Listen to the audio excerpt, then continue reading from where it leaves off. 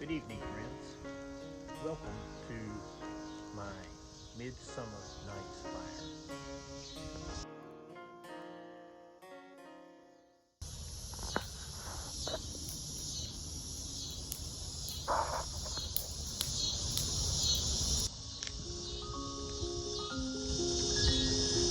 This has been a very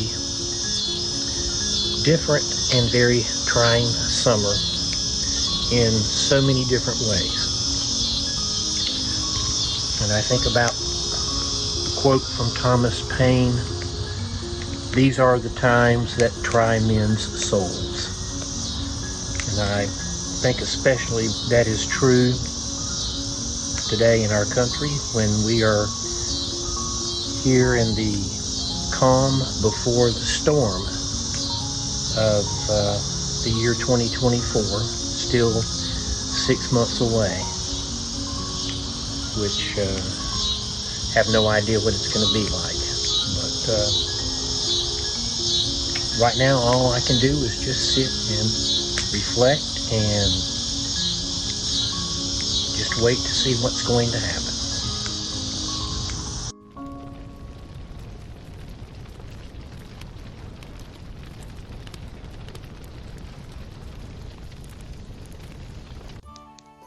I don't know if I've ever told this story to my friends out there. This pot, this iron pot that you see the fire going in, has an interesting history to it. My grandmother gave me this pot many years ago. It's an antique, and I don't know where she got it, but when I was 5 years old, visiting with my grandparents on Walker's Ferry Road in Charlotte, the water was filled to the top of this pot after one good solid rain the night before, and I walked outside in the backyard seeing the pot full of water, and I saw my granddaddy's favorite cat walking along, and I don't know what made me do it, but I thought it would be funny to see what a cat would act like if thrown into a pot of water. So I picked the cat up and threw it in a pot of water, and immediately it jumped out just totally drenched. I thought that was the funniest thing I'd ever seen, and before the cat could even, start to run, I grabbed him and threw him in again. And the cat came out even more wet and even more frustrated with me. And I picked the cat up and threw it in again and again. And again, I thought that was the funniest thing to see. And after probably about 3 or 4 minutes, my grandfather, who was a very mild-mannered man, he never got mad, very soft-spoken. Well, boy, he let it fly that day. When he saw what I was doing, he yelled out, and he was a big man, too, a big, tall man. And he yelled out into me, and he said, "David, what are you doing to my cat?" Of course, I went and hid behind a big oak tree. I was like, oh God, Granddaddy's mad. And he walked over and he saw that cat. He was mad. He was mad as hell. And he looked down at that cat, and he walked inside the house, and he told my mother, he said, "Macy, do you know what that son of yours has done?" And she said, "Well, no, Daddy, I can't imagine what." He said, "He just tried to drown my prize cat." And Mama was just astounded. She couldn't believe that, because I was such a good boy.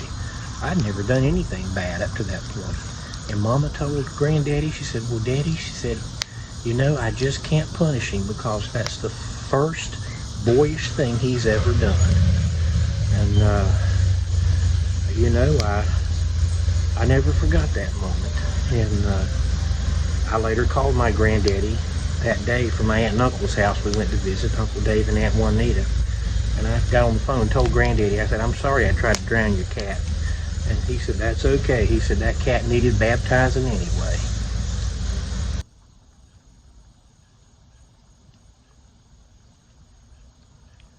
Have you ever noticed how hair grows on the back of your knuckles?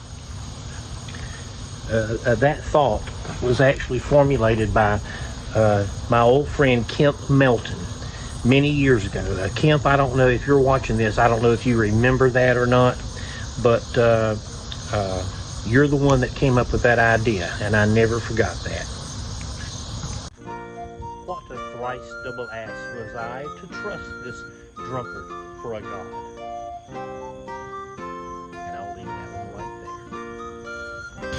Oh, bury me not on the lone prairie, where the coyotes howl and the wind blows free, where buffalo roam on the prairie sea.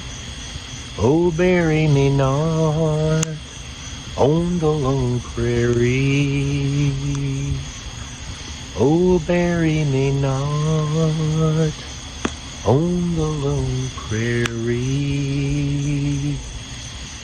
Oh, oh, oh, oh, oh.